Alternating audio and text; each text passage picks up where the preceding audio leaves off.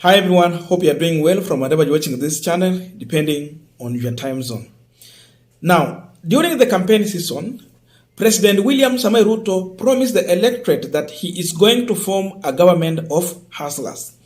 That means he was going to take care of the interest of the poor people in this country, the people referred to as Mama Mboga, Boda Boda, the peasant farmer, all those people, down to earth.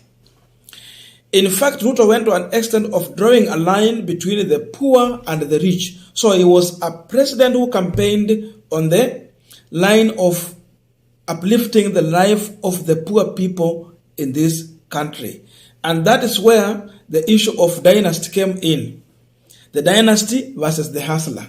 The dynasty versus the poor. Something that President Uhuru Kenyatta wasn't comfortable with. And even he went further to rebuke Kenyans on the issue of dynasty and all those things. The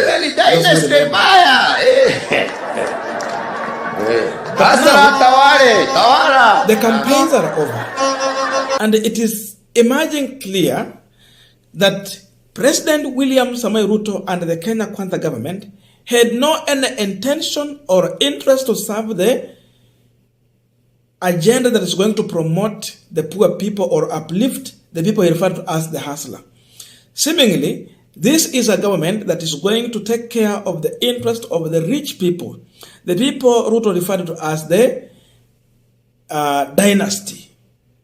I'm saying this because we have seen several contradicting statements, especially the one that is touching on education, and even further if we talk about the issue of food security and affordability of basic commodity in this country.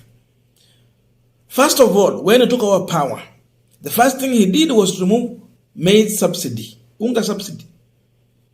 That was a big blow to the people Ruto referred to as hustler.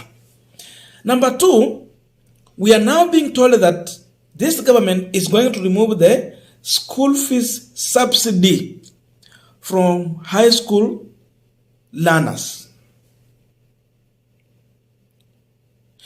In fact, education has been something that has equalized the poor and the rich in this country.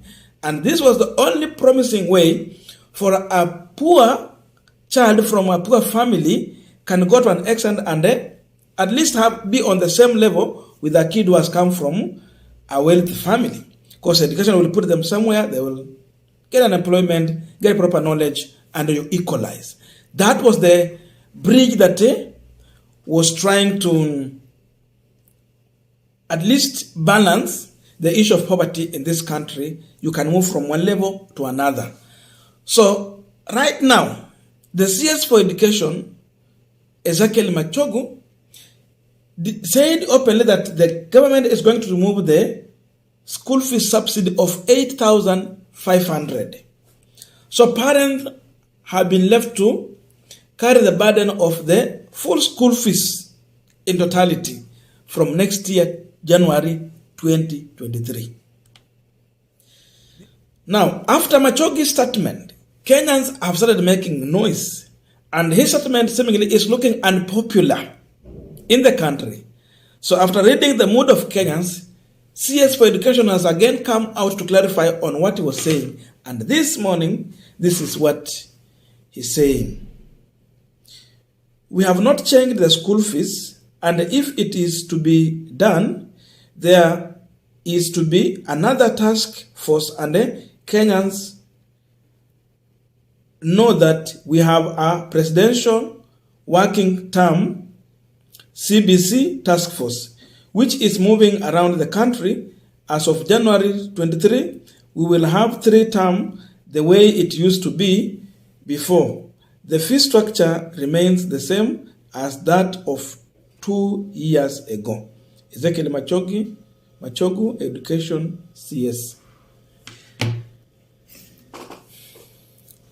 Now, the clarity that Machogu is trying to make here is not making sense. Because what he's saying is that the government brought in a subsidy of 8,500 because there was a short term in the last period of these 2 years during the corona time. But the truth of the matter is that still students were having 3 terms.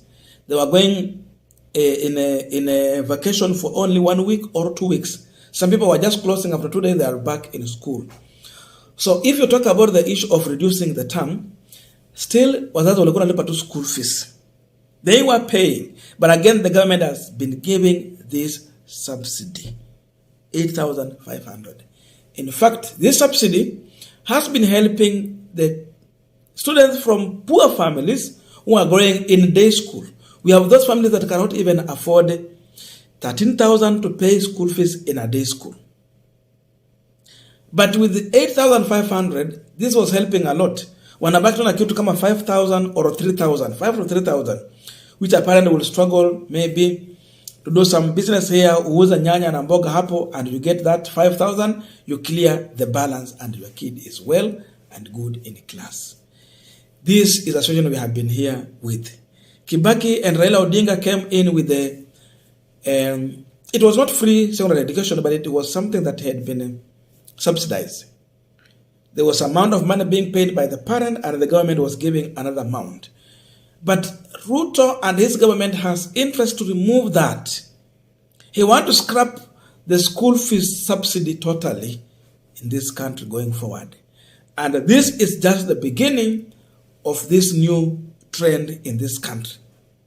What Ruto government is trying to do is to test the water. How deeper is this water?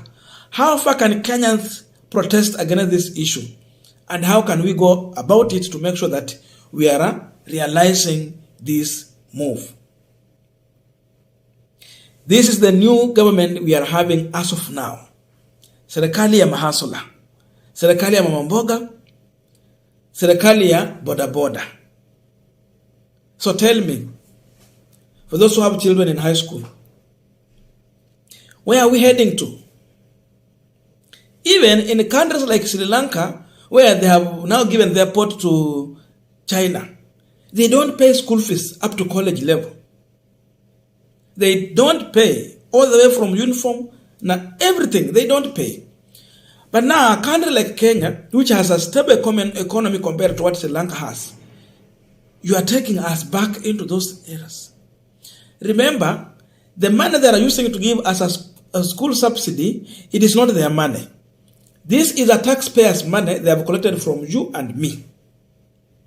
So the question is, where is the value for this money?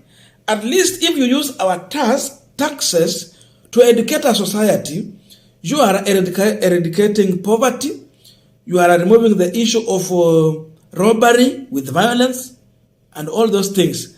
At least a community will be well educated and learn other means to earn a living without necessarily going into violence or sinking into poverty. I think this is what the school subsidy mean here, so that even the poor will have a space to have a proper education. This trend did not start today. We had the issue of university. They wanted to scrap the help, but the student threatened to start a demonstration countrywide.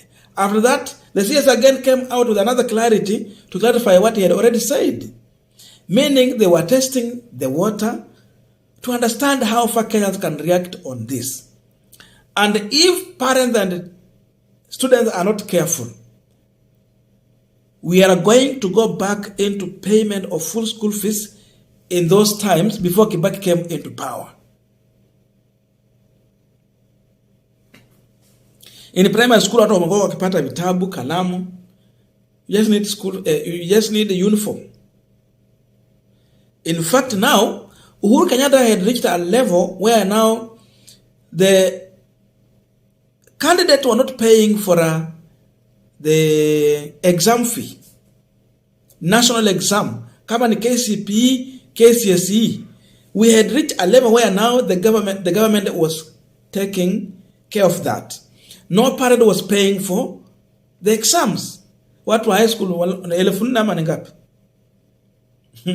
know in 2011, I did my exam. I think 4,500 for exam. But the government was now coming to scrap this. They were paying. Between William Ruto and Uhuru Kenyatta, who had the interest of the poor in his manifesto and at the heart. Uhuru Kenyatta came in to continue with what Kibaki was doing.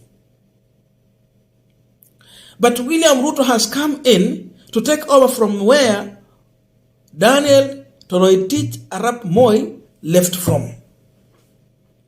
This is the difference between Uhuru Kenyatta and William Samoei Ruto. If you see Ruto, you are seeing Moi. If you see Uhuru, you are seeing Kibaki. I have no more to say, but we can continue this conversation in the comment section. But parents, now it is your time to pay school fees. Poverty is knocking your door. The poor have nowhere to go. Tuko na serikali ya Mungu sasa.